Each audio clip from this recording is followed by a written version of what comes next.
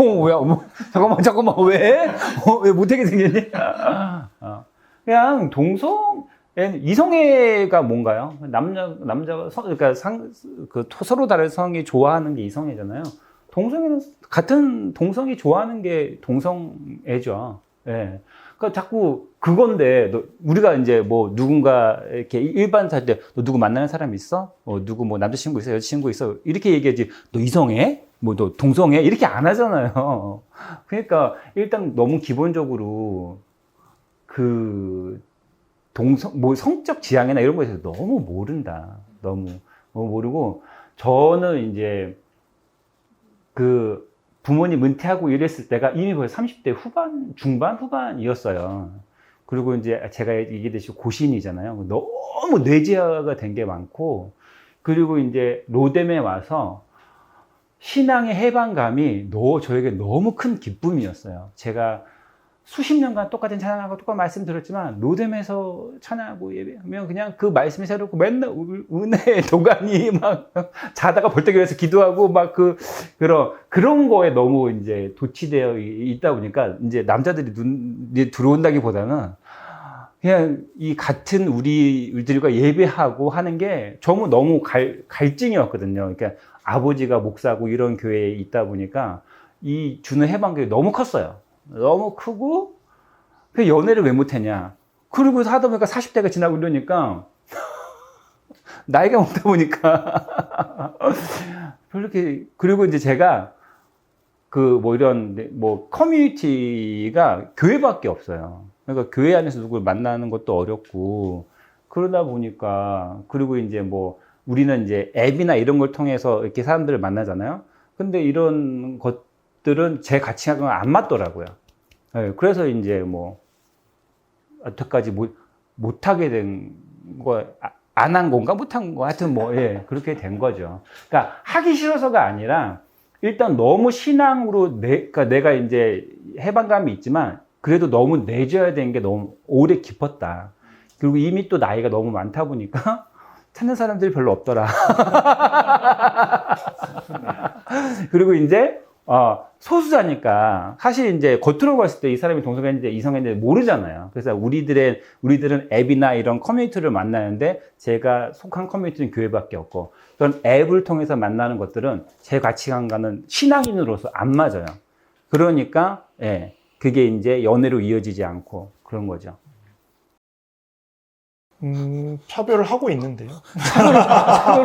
아니, 자기네들이 역차별 당해서, 자기네들이 역차별 당할까봐 차별금지를 반대하는 거잖아요. 왜? 아마 뭘 차별을 안 해? 자기네 입으로 차별하고 있다고 시인하고 있는 거잖아요. 역차별 받을까봐 이걸 역차별 받는다고 하는데. 아마 근데 저는 왜 그렇게 얘기하는지는 알아요. 왜냐면, 아마도 본인이 차별을 하고 있다라고 생각하지 못하는 이유가 차별이 뭔지를 모르기 때문에 그리고 차별적 상황이 뭔지를 이해하고 있지 못하기 때문에 내가 생각했을 때 나는 굳이 반대하지도 않고 물론 신앙적으로는 반대하나 그들이 어떻게 살든 크게 관심도 없고 그러니 나에게 왜 자꾸 비난의 화살을 돌려? 라고 얘기할 수 있겠는데 저는 그런 우유부단한 태도 또는 적극적으로 지지하지 않는 그 자세만으로도 이미 저는 어느 정도는 동의하고 있다라고 생각을 좀 해요. 변화는 쉽게 오지 않거든요. 그리고 특히나 이런 변화들은 정말 판을 갈아엎는 정도의 수고와 노고와 그런 피를 흘려야만 이게 가능한 변화예요. 미국이나 서양에서 특히 유럽에서 영국이죠. 영국에서 여성들의 투표권이 처음으로 생겨났을 때 여성들은 폭탄 들고 뛰어들었어요. 그 투표권을 얻기 위해서. 그때 사람들은 뭔가 비난했거든요. 왜 저렇게까지 해? 굳이 문제 일으켜가면서 좋게 해도 될 것을 좋게 해도 안 됐으니까 절박한 마음에 그런 극단적인 선택까지 하면서 변화를 만들어내려고 했던 거거든요.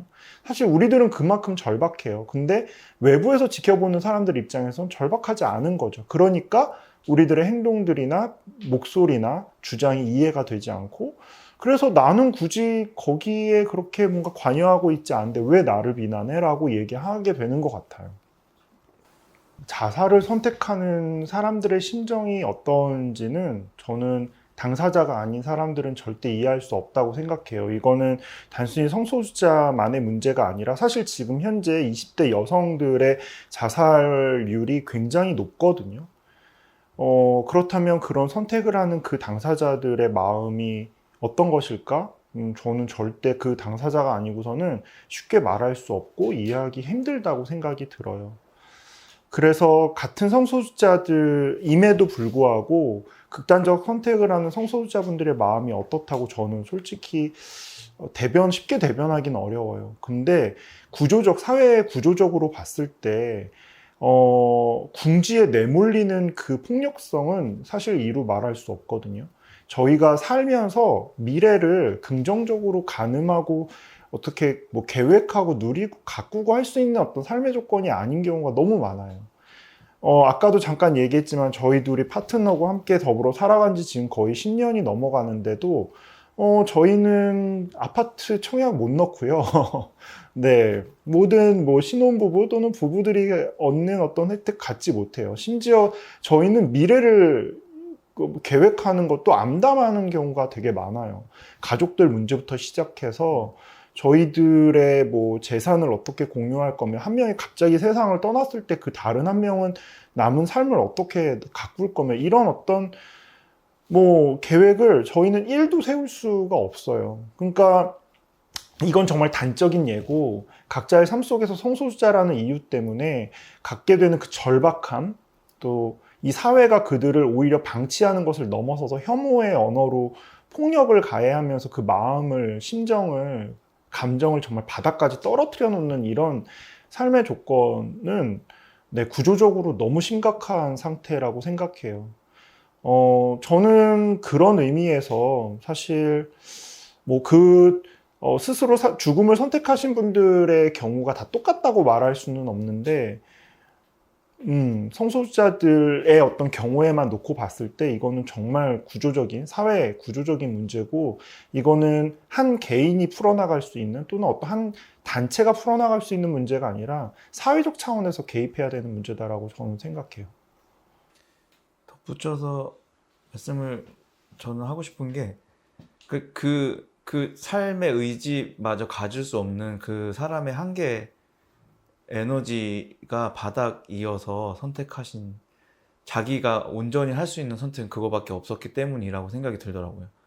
그러니까 어떻게 그렇게까지? 라고 할 수 있는 사람은 적어도 옆에 뭔가 미래를 꿈꿀 수는 없지만 그래도 꿈꾸려고 하는 어떤 누군가 있거나 아니면 돈이 있거나 삶에 뭔가를 지탱할 수 있는 뭔가라도 있는 지지 세력이 있는, 가족이 이해해 주든지 네, 그런 어떤 일말의 여지라도 있으면, 그러니까 한 발이라도 디딜 수 있을 텐데 그것마저 없는 사람들이 마지막으로 자기가 그 모든 고통과 혐오에서 그냥 귀를 닫고 편안해질 수 있는 선택한 게 그거밖에 없었을 거라고 감히 추측을 하는 것 같아요. 그렇기 때문에 그냥 떠나 있는 게 그분한테는 편한 상태여서 그러지 않았을까, 그러니까 그렇게밖에는 생각이 안 들더라고요. 저는 죽고 싶진 않아요.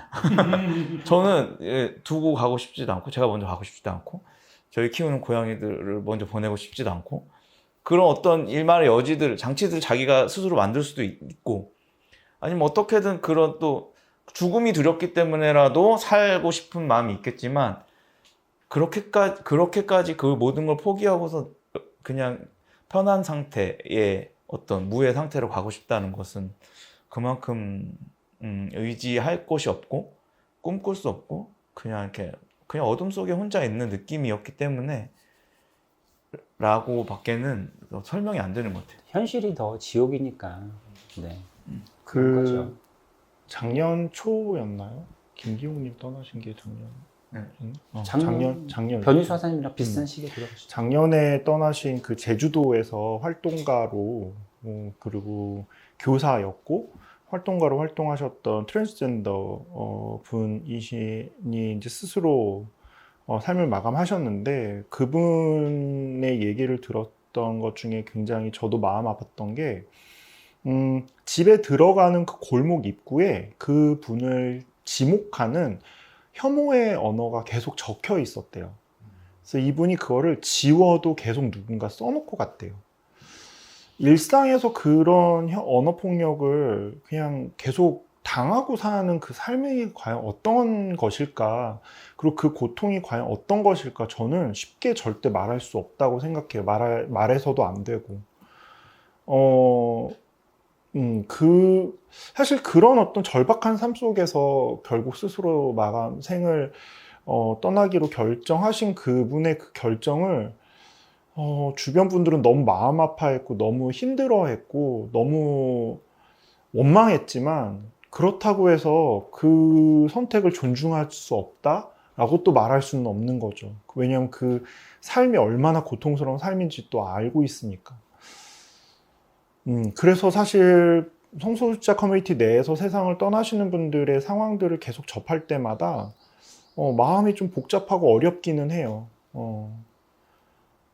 그 죽음을 어떻게 받아들이고 어떻게 이해해야 될까?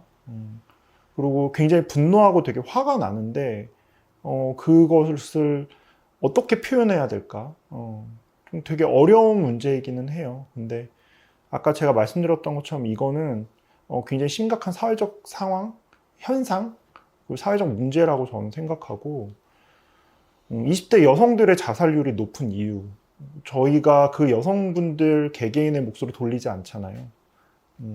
마찬가지로 저는 성소수자분들이 세상을 떠나는 상황도 마찬가지 상황이라고 생각해요.